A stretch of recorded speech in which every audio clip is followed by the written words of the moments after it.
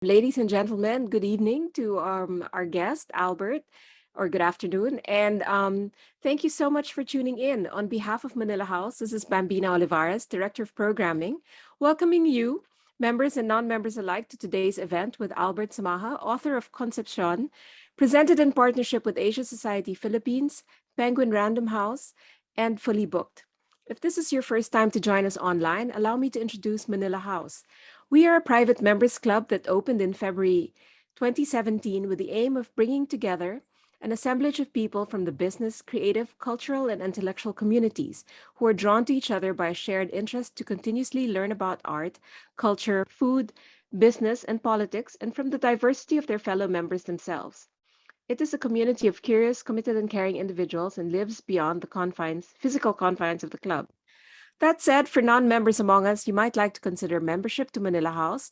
We have a limited number of memberships still available. Please email membership@manilahouseinc.com for more information.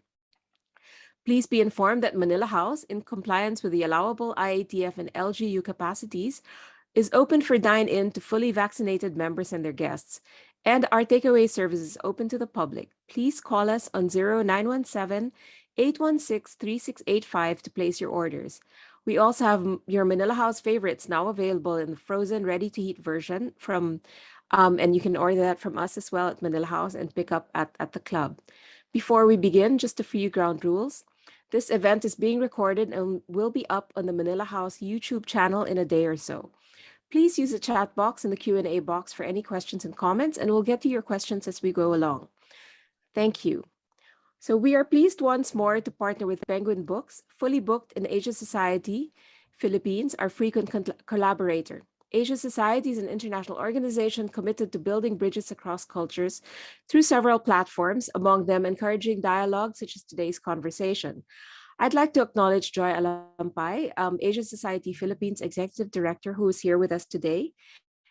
Welcome, Joy. I'd also like to say hello to Glory Plata from Riverhead Books, Albert's publisher, who's joining in from the United States as well.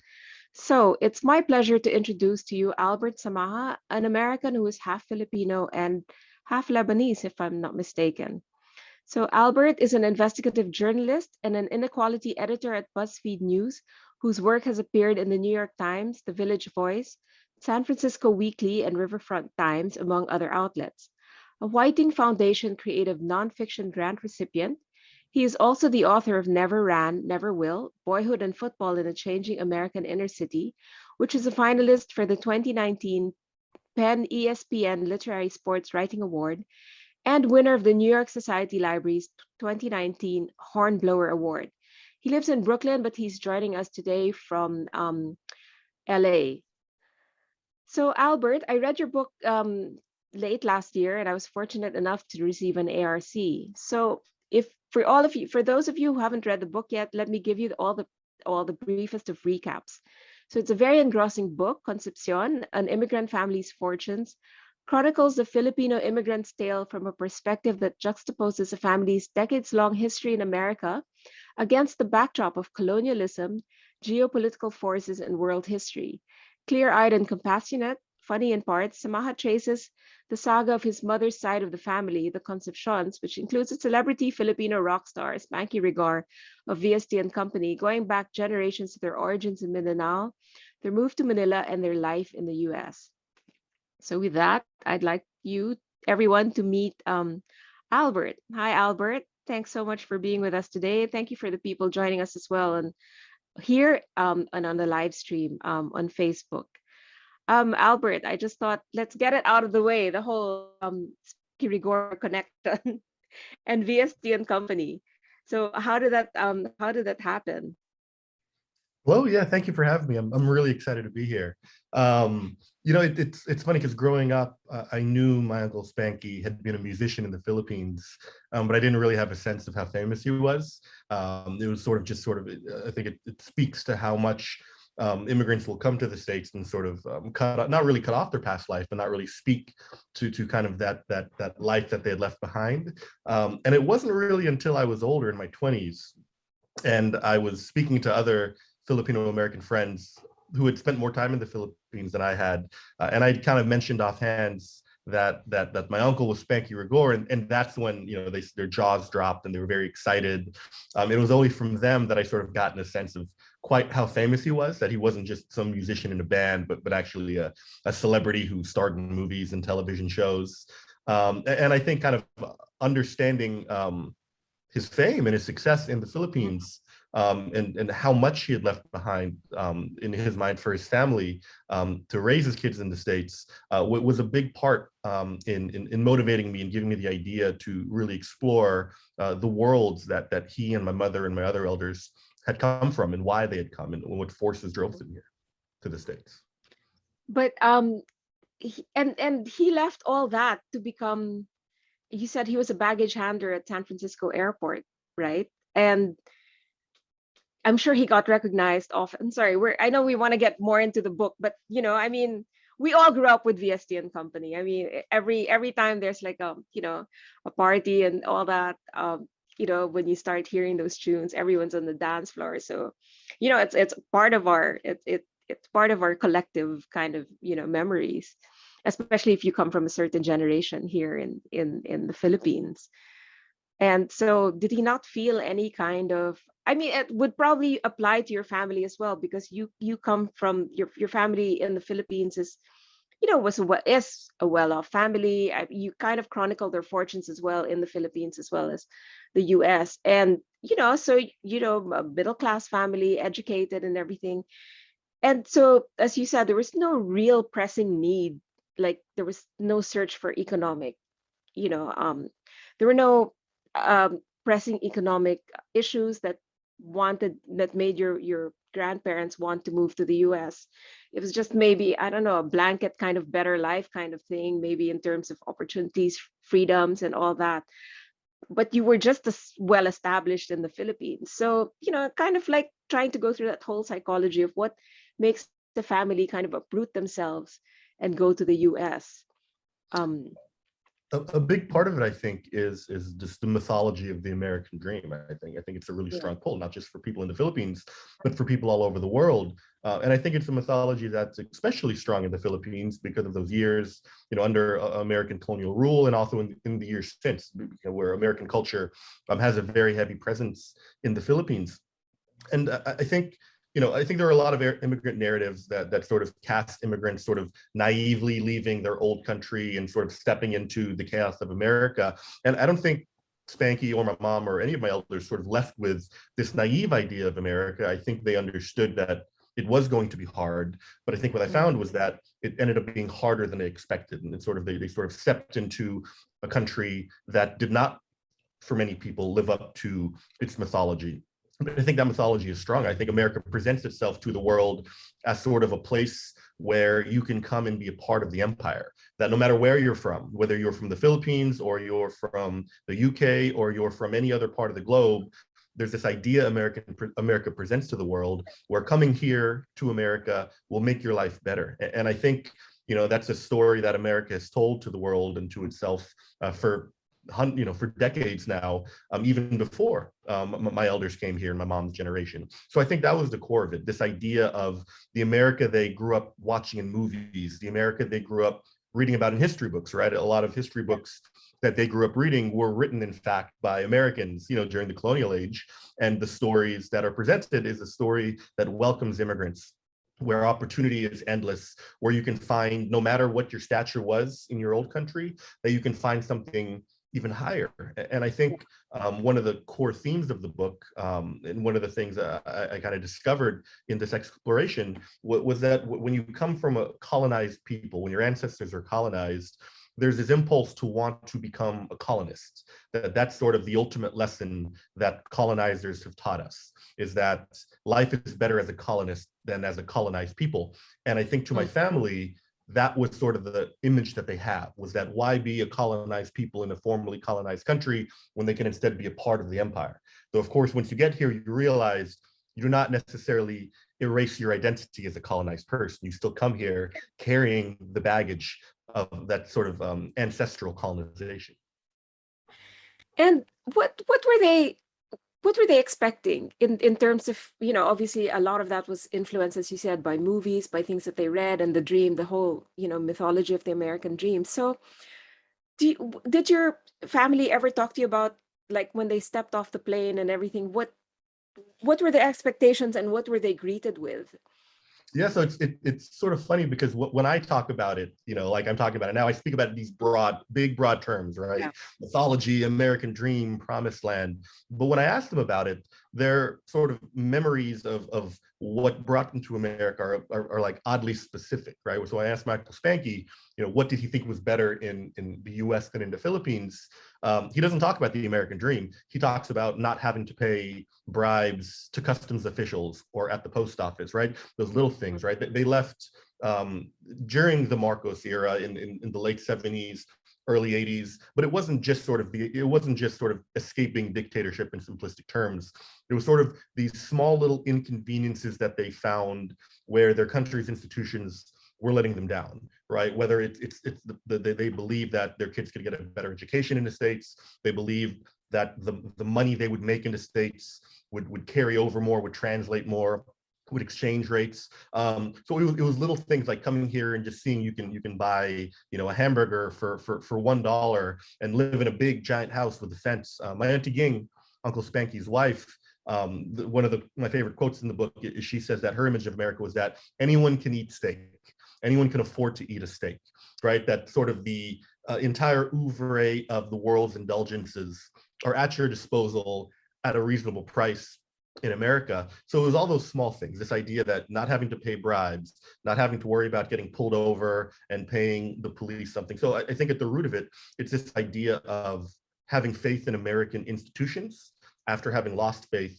in Philippine institutions, which is a bit ironic to think about now, Yeah. as we're sort of in this moment where American institutions have been exposed for the sort of precarious standing that they have. And that was one of the curious things that in the book, because that, again, the whole American dream and all that. And then your mother, in a way, who's fascinating. I mean, in many ways, she's like the central character of the book, right? And she's not too far from me in age, but she somehow becomes radicalized, right? For Fox News and everything, and she becomes a Trump supporter. So that was also like jarring to me. And you're from a different generation to her, and you're about a lot more clear-eyed about politics, and you weren't taken in by the whole right-wing kind of propaganda machine. So how did that happen? And I mean, I know you talk about trying to understand her as well, and how that happened to her, and how she would support someone like Donald Trump, or and all that. And at times you just say, oh, it's better not to talk about it, right? Not to get into those arguments with her. But how did something like that also happen? Yes, I think I have two ways to answer that question. The first kind of, I think, broader answer is, I think it sort of was rooted in this impulse to assimilate, that a lot of immigrants have, or anyone that comes from a place that they're familiar to a place that's unfamiliar. Your impulse is, how can I kind of go along with this? How can I blend in, right? And I think a lot of immigrants carry this expectation within themselves that in order to be successful in America, you have to buy into its ideas, right? So I think a lot of her impulse was rooted in wanting to be a part of what America was. And in her image, and in the image, I think, of a lot of people around the globe, the image of America is white America. And the people to mimic, the people to be like, are white Americans. And so I think there was this idea that pushed her towards the far right. She was comfortable there because that seemed to represent the American ideals that she sort of brought with her. I think the more literal, specific answer is it was deeply rooted in her Catholicism and in her faith. Because if you kind of trace the dominoes back to how she ended up being a Trump supporter, it started with listening to far-right evangelical conservative Christians who spoke on the radio programs she listened to in the car, who spoke on the television shows, people like Pat Robertson. And, like a lot of Catholics in America and elsewhere, the number one issue on her agenda was abortion, because that is sort of the number one issue the Catholic Church puts forward. And so she sort of, had this belief where anyone who agrees with her on that number one issue is someone who can be trusted on all the other more complex issues. Yeah.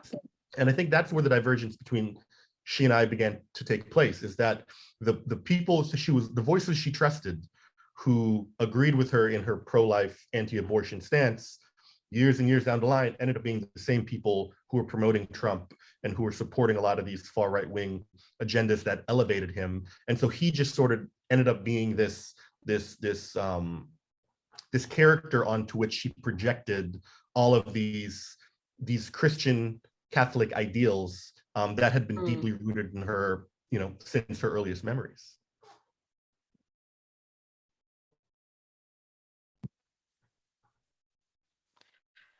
Yeah, because Filipinos who end up in the US tend to be, I think they tend to be Republicans, right? Because of that anti-abortion stance. I mean, historically. But you also you also talk in the book about the role of Filipino immigrants to the US in social justice issues in the US, right? I mean, the so there's also that component. You have Filipinos who came who worked in the fields, right, in California and all that, and really fought for workers' rights and just for recognition as well. And so it's on the it's kind of like extremes. On the one hand, you have all these Trump supporters or Republicans because of the anti-abortion, because they're pro-life, and then on the other hand, you have all these activists as well who work for workers' rights and better compensation and inclusion, really, in the fabric of American society.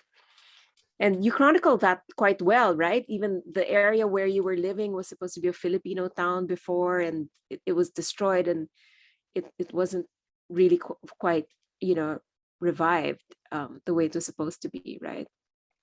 Yeah, and I think it's sort of the question that I think a lot of immigrants have when they come to the States, is this idea of, there's this system in place, and is your impulse to buy into the system and take part in the system, or is your impulse to try to fix the system? Because I think, the first thing a lot of immigrants, particularly immigrants from, immigrants of color from formerly colonized nations, when they come to America, they realize that the racism is real. And I think a lot of, immigrants I spoke to of my mother and my grandmother's generation, they sort of assumed that American racism is only specifically targeted towards Black people and Native people. And then they realize anyone who's not white faces the same resistance. So it sort of puts an immigrant in the position of, well, is the way to succeed in America to try to act like white people and prove to white people that we are just as capable? Or is the solution to resist those forces and to push back against it, right? So there are people like Larry Itlong, who's one of the activists you mentioned. He came to the US in the 1920s, 1930s. They call him Three Finger Larry because he had lost three of his fingers, or they call him Seven Finger Larry because he lost three of his fingers when he was working in a canning factory in Alaska, where he was canning fish. And it was while he was canning fish that he realized the conditions were really bad. He was paid slim to nothing, and it was really dangerous, and they had no one to turn to. So he worked with, he unionized and organized a lot of these fish canneries. He worked with Cesar Chavez to unionize grape workers across California, and he pushed back against it. But I think it's the dichotomy, or maybe more of a dialectic, that will always exist, is that when you come to the new place, when you come to America, do you buy in and kind of do what you're expected, or do you push back and take part in this long-running struggle for America's soul, which was going on long before our ancestors came to the States, right? Black Americans have been fighting for equal rights since before the country's birth. And that's sort of a battle that we sort of jumped into very late in the game. And we sort of have to decide, which side are we on? And you've been to both private schools and public schools, right? You went to Catholic school as well for high school. Did you notice any kind of I mean, being Filipino, what was it like did you assimilate better with white Americans, or Black Americans or other Asians there? I sort of, I mean, I was lucky growing up in California. I was always in a pretty diverse environment. So as a kid, I didn't really think of it like that. I sort of just Yeah. thought of myself as an American just like everybody else, right? And sort of felt just as comfortable with white people and black people and other, Mexican, Chinese immigrants, children of immigrants. But in terms of whose sort of culture that most appealed to me, it was black culture. And growing up in Sacramento, in Vallejo, in San Francisco, all across Northern California, it was black culture that spoke to me. Hip hop was all around me. My favorite athletes whose posters were on my walls were black. My favorite musicians were black. My favorite movies, were made by John Singleton and Spike Lee and all these other black creators. And I didn't really think of it at the time as associating with black culture. It was just the American culture that my cousins were into and sort of passed on to me. And it wasn't until years later, looking back, that I realized by sort of immersing in black culture, I actually learned a much more true story of America than what was in my history books, because it was in songs from, Tupac Shakur and Notorious B.I.G. and N.W.A., Dr. Dre, Snoop Dogg, where they were telling the story of the struggles, of the racism, of the fact that American institutions were failing millions of people around the country. And I sometimes wonder how I would have gotten that education if it hadn't been for those artists and those cultural icons who sort of showed me the reality of it, and not just me, but a lot of people of my generation, the reality of America that wasn't so clear in our history books and in our lessons in school. So what did you think of the Super Bowl show? Wasn't it like Oh man, it was amazing? amazing. It was amazing. As a Californian, I mean, it's hard to explain to maybe people who aren't American or aren't from California how much that meant to me and to so many other people. Is hard to put into words, and I still haven't fully processed it. It's funny you asked me about that, because I was just watching that a couple hours ago, rewatching the halftime show. I mean, Because go ahead.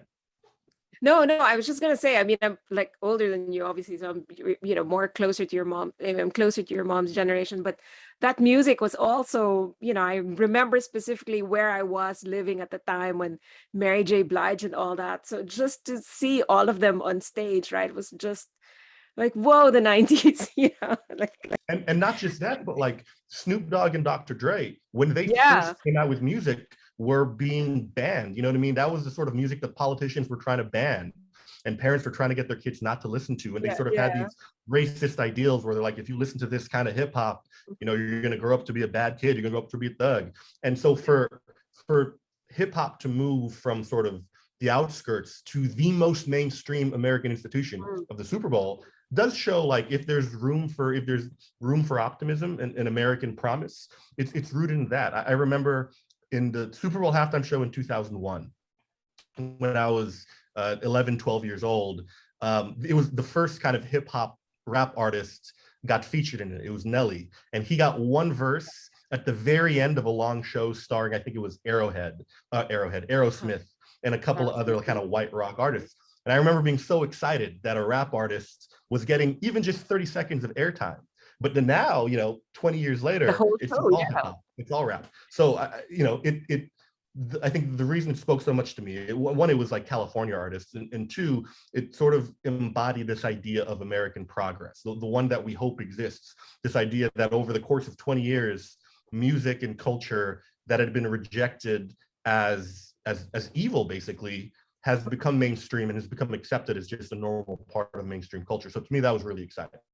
Yeah, and Filipino rap, I mean, there are a couple of groups, right, at the moment that Mhm. are making waves in the US. So I had asked someone also before, like, Filipinos are, well, you come from a family, you have a rock star in your family. So performers, singers, dancers, everything.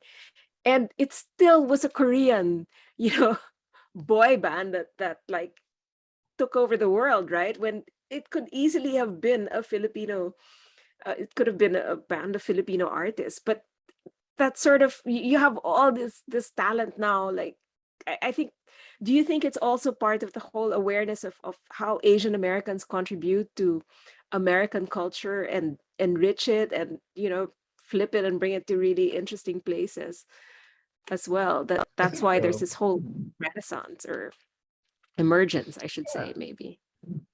And I think more and more contemporary Filipino artists are also embracing the fact that they're Filipino. I think for a while there would always be sort of celebrities who were Filipino, but you wouldn't really know it. You would sort of hear it in the Mhm. whispers from your uncles and cousins, like, oh, did you know Bruno Mars is part Filipino? Do you know the lead Yeah, singer of the Pussycat Dolls is part Filipino? But now, like Saweetie, you know, this yeah. woman hip hop Mhm. artist, she's rocking the Filipino flag when she's going down the red carpet. You know, you have artists like Bamboo, who's from LA, Mhm. and you know, Yeah, will be citing, you know, the Capitunan in his raps, and citing, you know, Aguinaldo in his lyrics. But we've been a part of American culture for a while, and it's oftentimes been associated with Black culture, like the Jabberwockies, the dance group, mhm. were, you know, world famous for a stretch when they first emerged, and they were just a group of Filipinos from Southern California that had adopted, you know, breakdancing culture Yeah, through them. So I do think it's sort of, as more second generation immigrants who have kind of immersed in American culture, and like me, perhaps had questions about the land their parents came from, I think it's a lot easier for our generation to take pride in the land our ancestors came from, because it was always so mysterious to us growing up, right? Like yeah, for our immigrant parents, they didn't need to tell us about the Philippines because they had lived it, right? They wanted us to be American. They wanted us to learn about America. And so for me, and I think a lot of other people of my generation, it wasn't until we got a little older and started exploring our histories that we began to develop a pride from where we came from, and realizing that, you know, we sort of have our own niche, right? Like we are from the continent of Asia, but I think a lot of Filipinos don't really, in America at least, don't really consider themselves Asian, because in America, the term Asian typically associates with East Asian people or South Asian people yeah, who did not have the sort of Spanish lineage or the same colonial history that we have. And I think that was part of my exploration in the book, in my journey, was recognizing that we have a very specific history, and to sort of categorize us as part of these other groups just because we happen to mhm. be across the sea from China, you know, sort of Yeah, mismatches together all these cultures that don't really have a shared history. And I think part of growing up in California was, I remember being so excited when I was in middle school and we had standardized tests. And in America, they asked you to put what your race is. And in California, it had a specific bubble for Filipino, oh, which really? I'd never Oh, seen wow. before. Yeah, and it's not on the Yeah, U.S. Census forms. It's not on many forms, but there were so many people in California who were Filipino that they felt the need to show that, hey, this is a specific history that we share, yeah. that is different from the history that people just bundled together as Asian history. And I think that's sort of the meaningful understanding that a lot of folks in my generation are coming to now.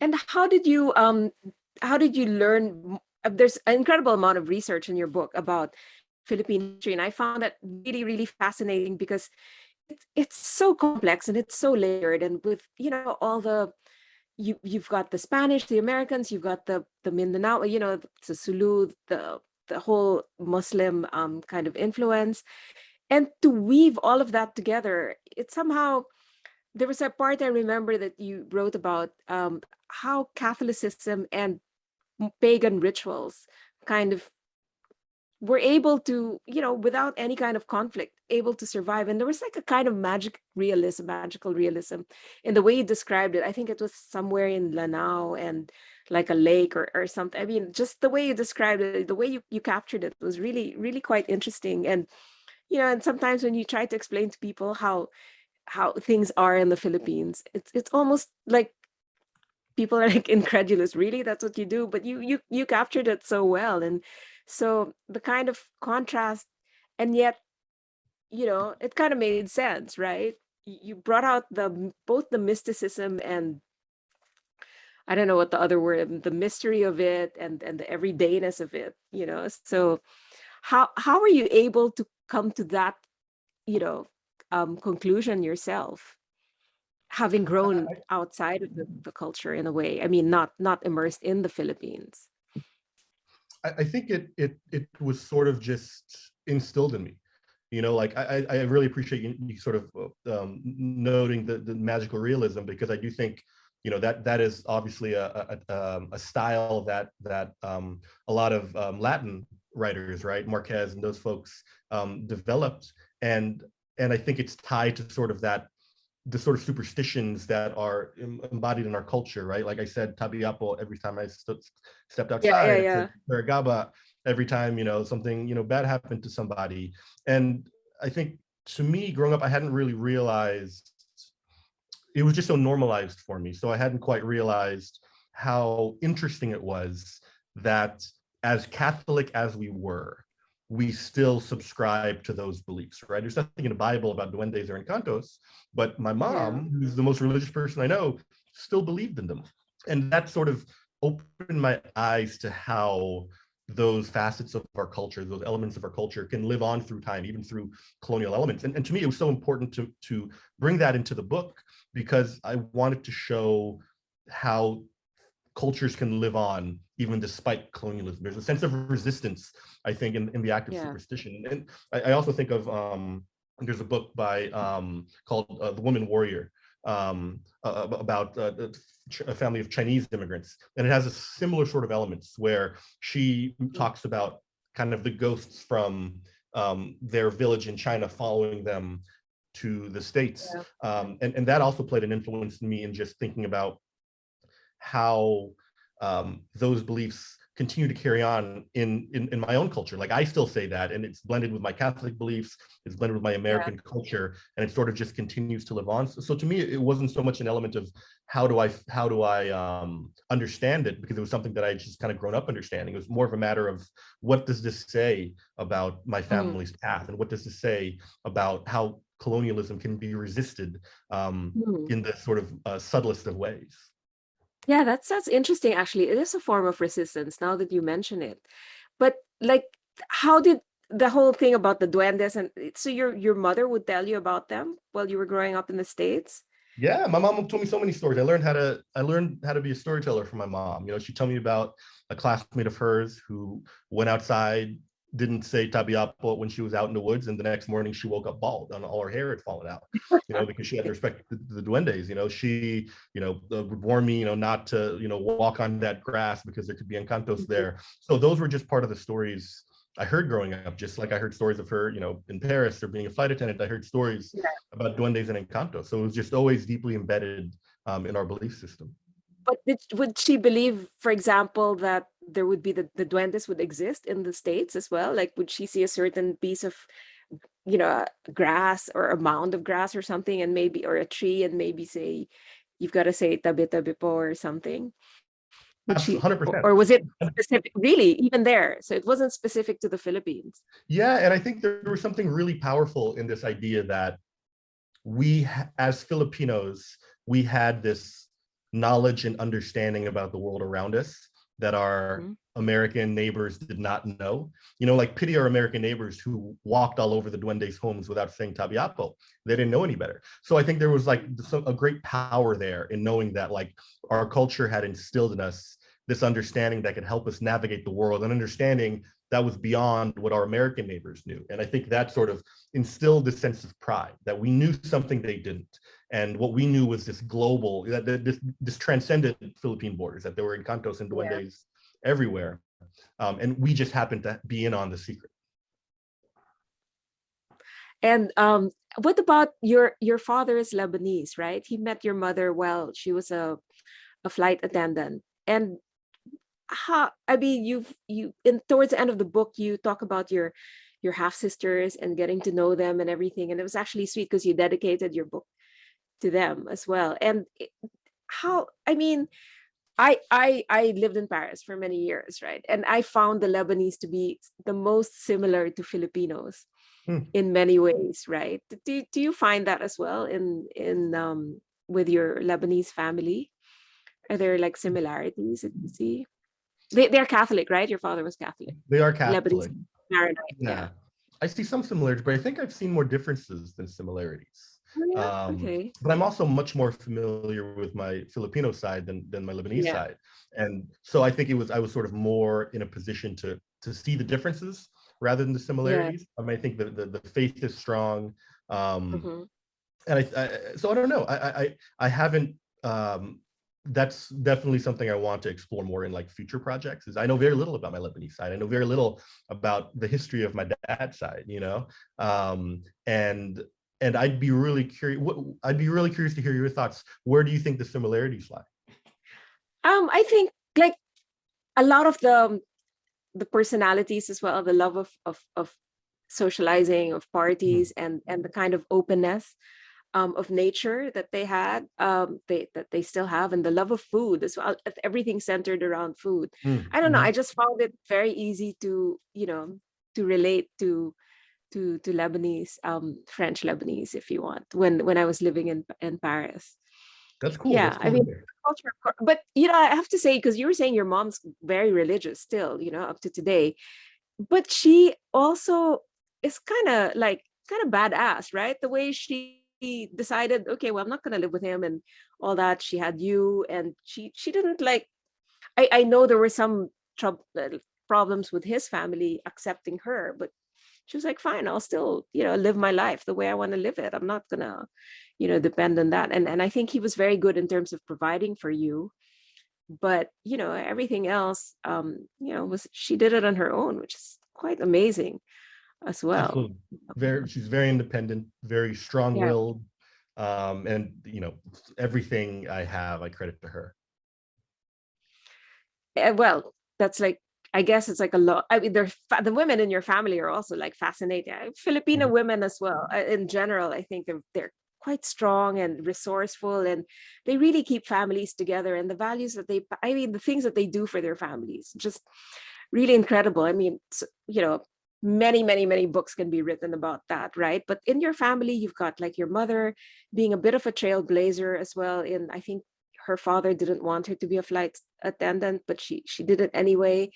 And then, of course, moving to the States after quite a comfortable life, and going through relative prosperity to not so comfortable, and then comfortable again. I mean, at one point, I think you were all like sharing so many families in one home, right? And you were sharing a room with your mom, and your cousin was sleeping with their parents and all that. And then you have an aunt or a great aunt who was kind of like a spy in the, I mean, working for the Americans during the war, when the Japanese, during the Japanese occupation. So, quite the family of daredevils as well. That's a How really did you sharp learn about that? observation. Yeah, that's a really sharp observation, because you're absolutely right. I come from a family of strong, independent, forward-thinking women. Right, it was my grandmother who brought the family to Mm, the U.S. It yeah, was my great aunt Caridad, the American yeah, spy who first moved to San Francisco before even my grandmother did. It was my auntie Ging, Uncle Spanky's husband, who was the first in her generation to kind of come to the States, buy the house that you're referring to, where we all lived. It was all women along the lines who led our family kind of through those tides of history. I learned about all that as I grew up. These were stories that I grew up hearing about my great aunt and my grandmother. And while I didn't have all the specific details growing up of what her role was during World War mhm, II, I knew that she had a samurai sword, put to her head, and she had to use her quick wit to get out of that situation. And I think that was one of the really enriching parts of this book process, was learning those details. And I was lucky enough to interview my grand aunt Caridad about a decade ago, about that, for another story I wrote about kind of her life. And so much of the history of my family comes from those conversations I had with my grandmother's generation, even before I'd even thought about writing this book, just from sort of the curiosity of speaking with them and hearing their stories. And I'm glad I did, because my everyone in that generation in my family is dead now, and I feel so grateful and blessed to have their stories and to be able to put their stories on paper, because as colonial history shows, so much of our past gets wiped away, yeah. particularly those of us from colonized countries. I think that was a major impulse for me to write this Mhm. book, was to put on the record these stories, so that our descendants, can hear their stories and know where we came from. Yeah, I mean, in fact, it's a good time to introduce this question. How did you approach structuring the book with the interweaving of both the personal and historical aspects of the narrative, and how did it all come together? It's a great question, because it was the hardest part of this whole process. Because as you know, there's two timelines, right? There's the timeline of my family arriving in California and us moving forward, and then there's the timeline that traces back to our pre-colonial history, on Mindanao, and moving that forward. So structurally, I knew that I the question became, how do I move these two narratives forward at the same time without losing narrative momentum. So it became a Yeah. question of trying to see themes within the two storylines, where like, was there something in my California family story that was tied in history to something in the past? Because an idea that I really wanted to implement, that my editor Becky Salatan was really good about helping me see, was the way the past sort of continues to ripple into the present. So I really wanted the reader to get the sense of events in the past having direct impact on events in the present. Now that's a lot easier to talk about theoretically than it was actually writing it down, because sort of to get into the wonky weeds of the structural challenge, sometimes the themes might not align with the timelines, right? So it's like I wanted both timelines to move forward, so you sort of had to match them up in ways where an event from California would be tied to an event, a scene from the Philippines, but sometimes like when you line up the timelines, the themes didn't quite align. So I had to find ways to align themes and align the timelines in ways that both timelines were moving forward narratively while still connecting to each other thematically.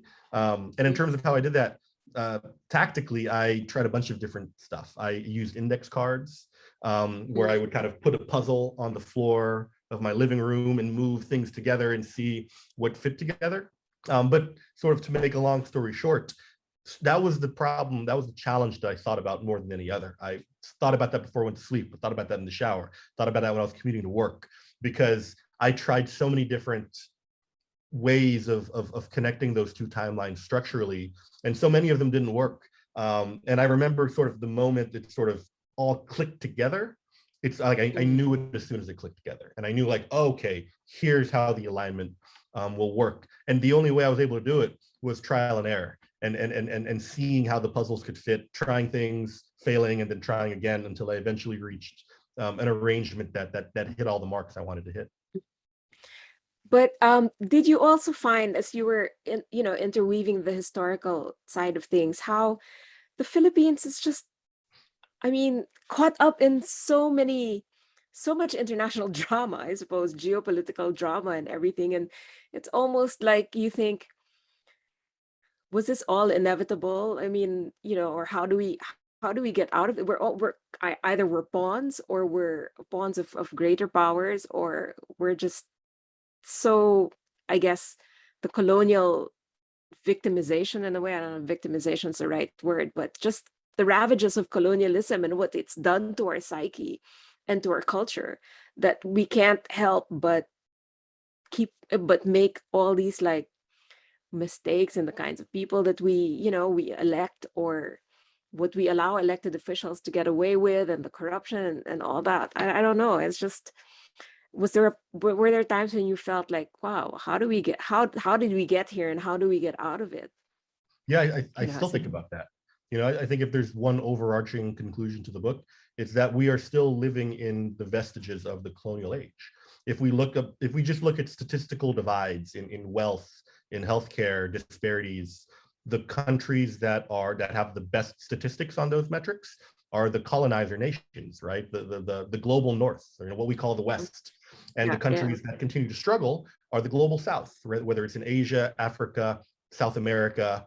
The divides that the colonial age implemented continue to live on to this day. And I think the reason it's so hard to think about an alternative or how to move forward is because the colonial age has existed since the global age, right? There was never a point where people knew about the entire span of the globe that wasn't rooted in colonialism, right? As soon as Yeah. Columbus and Magellan made landfall, Spain began to conquer those nations. Hmm.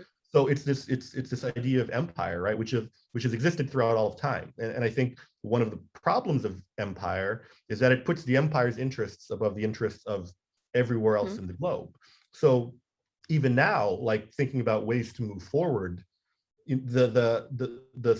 what we sort of end up having today is this world where people in formerly developing nations feel hopeless in their country perhaps and decide to immigrate, and they almost always immigrate to the global north, right, to the Mm, West. And then they go to the global North and the West, where they have to start over and they have to start from scratch. So it mm, sort of shows damage on both ends, right? You have a country like the Philippines, which is losing people who are leaving for what they think is a promised land mm. instead of helping to make their homeland stronger. But then they arrive in the promised land only to realize that they're going to be treated very, very poorly. And Yeah. so across the global north, across the developed Western nations, we have people from formerly colonized nations who still exist in a state Mm, of neo-colonialization.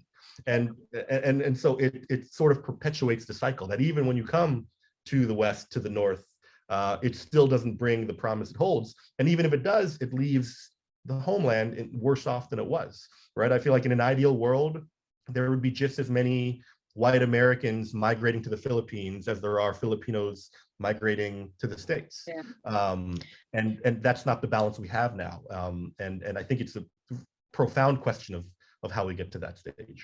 And even the terminology that you use is very well, imperialist. It still carries those vestiges of imperialism because, for example, a white person going to the Philippines to work in a company or is called an expat, right? Yeah, yeah. But a Filipino, someone from the global south going to global north to work is called a migrant, or so there's like a disparity even in the way they're regarded, right?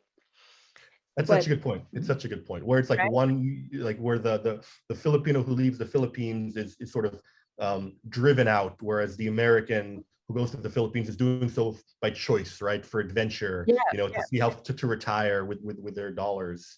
So that's a really good point. yeah, yeah, and um, I was also going to say that also there's also this whole thing like, oh, but it's been like post-colonial societies, like you say, oh well, the Americans left how many years ago now? The Philippines has been a democracy and for all that time, but you can't seem to get out of the morass of whatever of corruption, of poverty, and all that. But it's not as simple as that, right? It's not just like, oh, they packed up and left and we should be okay now, because they've like stripped our resources. They've gotten what they wanted out of us and left us kind of like fumbling to put, it's like the after the war, right? After the destruction of Manila was just so demoralizing. And it's like, okay, bye, get your freedom. You wanted independence. We're out of here.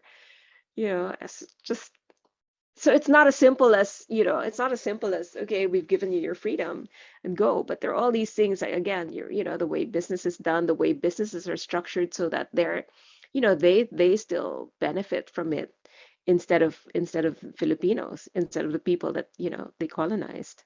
Absolutely, absolutely. Just as the idea of white supremacy in America overlooks the role racial discrimination played in elevating white people at the expense of everyone else.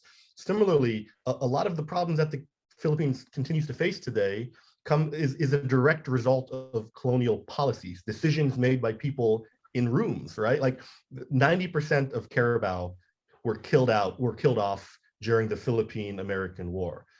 During the 300 years of Spanish colonization, they wiped out a lot of the rice fields. They wiped out a lot of the long-standing agricultural traditions and instead replaced it Mhm. with cash crops like corn and Mm. tobacco Yeah. and sugar. So the sort of underdevelopment of the Philippines is rooted in, like, you can't erase 300 years of history in a couple of decades, right? In fact, it's going to take, Mm. maybe takes more than 300 years to reverse the damage that was caused.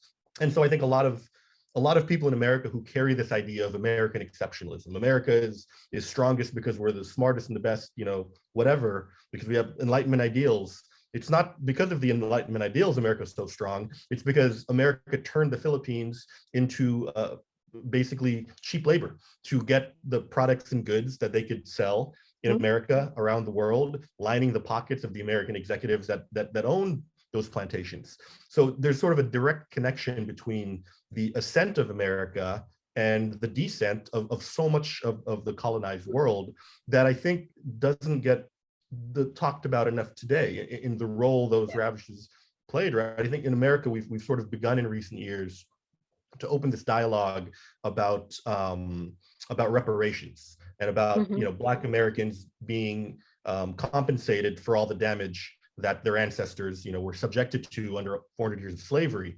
And I sometimes wonder if a similar model could apply globally, right? That there is a due, a debt that the colonizing nations owe to the colonized nations, right? We've seen some countries, I think Belgium has paid a little bit to Congo, France has paid a bit to Algeria. So there are small models of ways that colonizer nations are trying to repay the debt, but that Yeah. repayment is minuscule compared to the damage that was caused over hundreds and hundreds of years. Oh, definitely. And the powers, the colonizing powers are the ones that control the narratives as well, right? And so if you look at Philippine history, like I think there's been I wouldn't say revision, but there's been a reassessment now of Spanish influence, right? Because when the Americans came, they really had this concerted effort to wipe out whatever, I mean, whatever it was. Spanish still left an imprint on our culture, on our identity, and all that. But there's kind of this concerted effort to paint everything that Spanish did as bad or backward, and like there was the Dark Ages. Whereas everything that America represented or did was wonderful, and teaching you to be self-sufficient, and leading you to democracy, teaching you English, and I mean, it's actually documented now, right? That's what they did. So I think we're all headed for reassessment, because what's happened is like Spanish influence is completely demonized. So to the point that you had Filipinos kind of like rejecting that whole, Spanish, whatever was Spanish in them. And the truth of the matter is we're a totally mixed society, right? The mixed culture. And so we can't even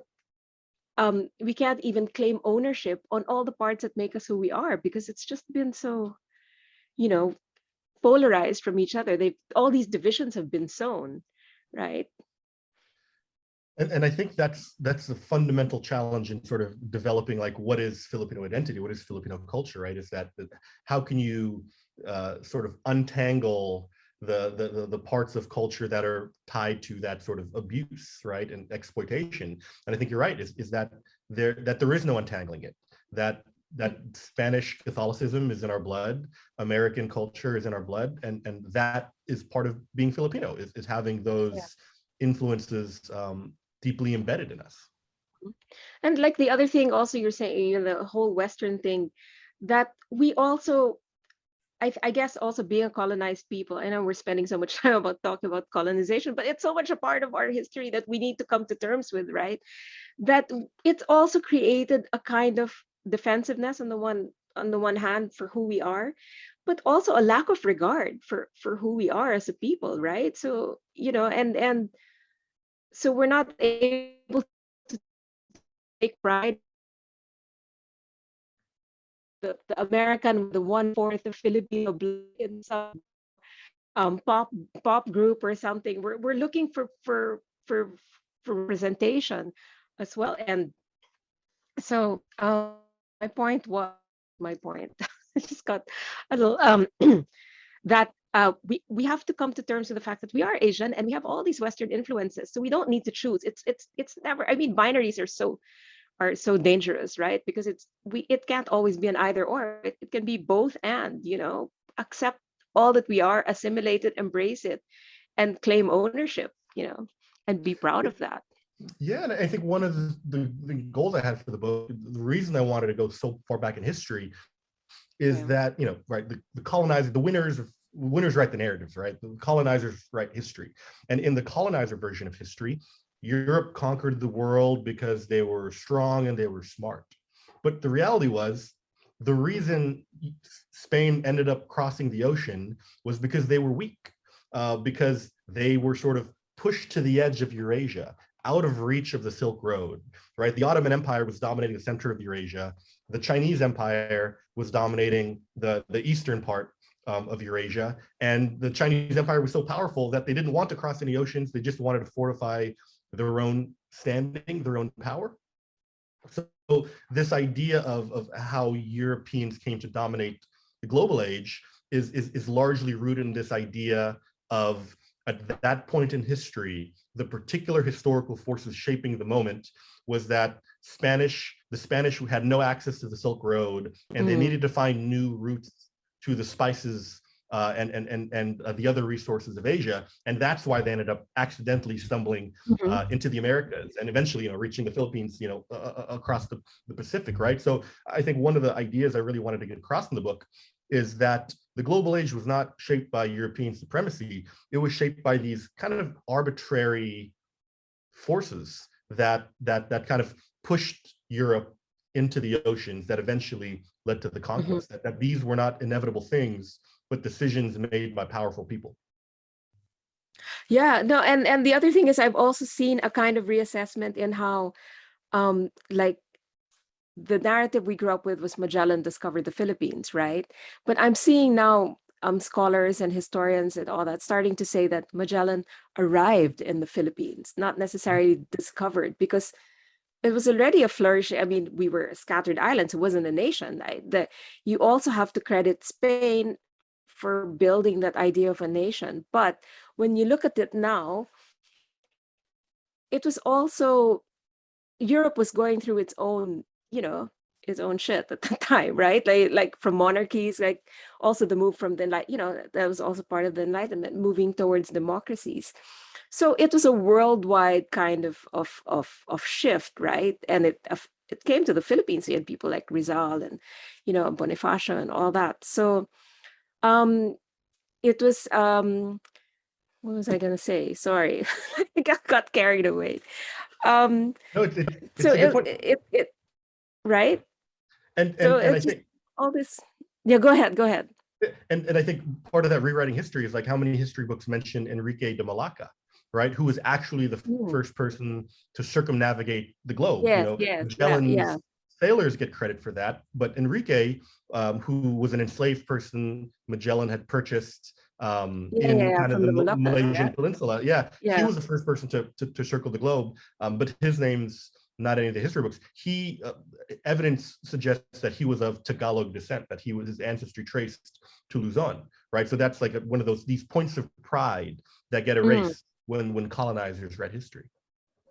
Yeah, so like I said, it's really important. So I guess in a way, what I'm trying to say is your book is one way towards reclaiming that history as well. And the fact that you weren't even born in the Philippines, right? You were going every summer for at one point to be with your cousins and everything, and that was as far as your exposure, physical exposure to the Philippines, apart from your being with your family in the States. But it's so much a part of you, and wanting to discover all these things that make us who we are, make who you are as well. It's just I guess it's quite, yeah, it's very engrossing, I think, the way you put it all together. Did you have I think we'll just, I know everybody has to go, and I'm taking up so much of your time, but we have a couple more minutes. Was it hard to sell the idea of the book? How did it happen?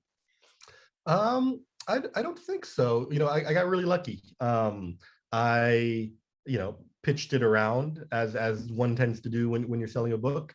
I got really lucky that my editor Riverhead, Becky Salatan, was interested in the idea. I also got really lucky that my publicist Glory Plata is Filipino American, and was in the room when I was selling the book. And I suspect that she played a role also in sort of showing her own excitement and sort of expressing kind of the potential the book had and the history it had. So it went a lot smoother than I think it could have. And I think that's sort of the power of the diaspora, right? And also it shows sort of the underrepresentation of ideas, right? I think Glory was in a position to know how underrepresented Mm, Filipino culture, Filipino history, Filipino media is in the States. yeah. Because she's Filipino, right? I don't know how easy it would have been to sell a book in a room where there were no other Filipinos participating and showing, oh no, this is something that a lot of Filipinos want and need and thirst for in America. So I feel really blessed in sort of the way that process went, because I know a lot of book proposal processes don't go as smoothly. But I mean, representation matters, right? The fact that you have people like Glory there, and we also have in Penguin Classics, right? We've got the wonderful Elda Rotor there as well. It helps to get all these voices out there, but you need, like, if the gatekeepers were all white, as you know, then there's no, it's harder for other voices to be heard. But because also you see that diversity there, it's really good it benefits everyone, right? So I think maybe before we close, can I ask you to read an excerpt from the book, Sure, if yeah, you'd like? For I'll do those who that. haven't read it yet, please, buy the book. You can get it through us, and it's a great read. It really is very fascinating. It presents our history and a family story in a completely different light. Thank you. Yeah, so since we talked about my grand auntie Caridad, I'll read a passage from the World War II chapter, which is chapter 6. The samurai sword inches above Caridad's head threatened all that was to come. The soldier's accusation was a death sentence, American spy. Nearly every day, Japanese soldiers had brought a group of American POWs into the cafe where Caridad worked, outside a detention camp in rural Luzon, to feed them rice cakes and coffee during breaks from digging roads. One soldier had overheard the prisoners telling Caridad their names while she was taking their orders. As the sword hung above her, Caridad's mind flashed with stories she'd heard of atrocities committed by the Imperial Army, the Filipino men and women detained or killed for failing to bow in the presence of Japanese officers, tortured for listening to American radio broadcasts, publicly beheaded for collaborating with the underground resistance plotting to upend the occupation. The soldier's suspicion was damning in itself, even if he couldn't prove it. Truth matters less than the beliefs of those who hold the swords. Caridad's chances of persuading him of her innocence were bleak in any case, but all the more so because she was indeed guilty of being a spy for the Americans. Caridad spoke fluent English, had studied US history and literature in school, and listened to American songs on the radio. She believed in the democratic principles of the US Constitution and admired the nation's humble beginnings as a former European territory toppling its colonial oppressor before blooming into an empire strong enough to defeat Spain and generous enough to promise the Philippines independence by 1945. Japan's imperial expansion interrupted that plan. Caridad had been stunned and dismayed by how swiftly the tides had turned. The Imperial Army had taken over much of Asia, driven General Douglas MacArthur and his American forces off the archipelago, and captured the 76,000 US and Philippine troops left behind. If the sword had sliced her skull that day, Caridad would not have made it across the ocean after the war, the first of our barangay to migrate to the States, nor would she have set up the landing point for the rest to follow. Her fate was one of countless breaks to swing our way, unnerving reminders that before a moment hardens into the past, it exists in the suspended fragility of the present. Caridad kept cool. She had imagined this moment, prepared for it as keenly as she studied for exams or brushed her loose curls before dances. For centuries, her ancestors had dealt with colonizers, studied their desires and prejudices, and learned survival tactics they passed on through generations. Caridad could tell from the soldier's accent that he had learned his English in Great Britain, probably in London, which would peg him as a member of his nation's privileged class, probably reared to internalize a sense of racial superiority over the darker-skinned people who stood as pawns on the global chessboard.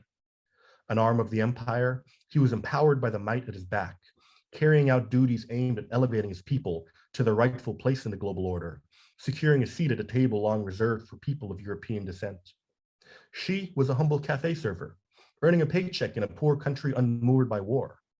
In English deliberately broken and heavily accented with the blunted twang of the provincial natives, she uttered short, harried, declarative bursts that rose in pitch with each word, her tone conveying the shame of a servant ignorant of her misstep. She said she was not a spy. She had merely asked the Americans for their names so she could submit an itemized bill to the Japanese commandant who usually covered the tab. After a few seconds of contemplation, without another word, the soldier lowered his sword, turned on a boot heel, and ordered all the prisoners out of the cafe. Break time was over. The prisoners and soldiers had been coming to the cafe for weeks, and not once had the commandant paid for their coffee. Thank you. Thank you. Oh, that's lovely. I mean, very brave of her, right? And quick thinking. So Yeah, there's a comment right here, so beautifully written. And yes, it is an absolute privilege to hear you read that. And it's just been an absolute pleasure to have you here with us today. Thank you so much, Albert. Great start to the morning, I think. I think our attendees would agree. And please, if you haven't gotten the book yet, you can order it through us. And we've partnered with Fully Booked to bring it to you.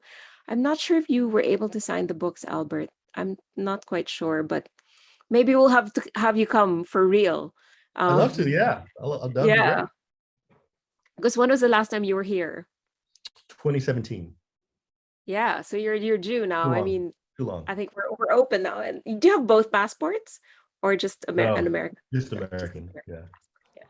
You know, you could get a Philippine passport if you wanted. I I really, think I you could. should. I hope so. Yeah, That I'm would sure actually be you great. could. Yeah. It's a good Yeah. idea. Okay, on that note, thank you so much for your candor. We have a comment here as well about for being very candid. And yes, someone said you could get your Philippine passport. So yeah, so hopefully we see you soon. We see you, as soon as you're able to travel. Thank you again, everybody. This will be up in YouTube, on YouTube in a couple of days, I think. And any questions, order the book. You wanna, you want us to pass on a message to Albert, just let us know, and we'll do that for you. And hopefully we can get you here soon. And yeah, so I don't think you're when you hear VST and Company at the next disco night at Manila House, I think you're gonna think about it a little differently. Okay. Thank you so much, everyone. Concepcion, the book, and Albert Samaha. Has been a wonderful, wonderful morning. Thank you. And see you Thank you, again everybody. soon. Thanks so much.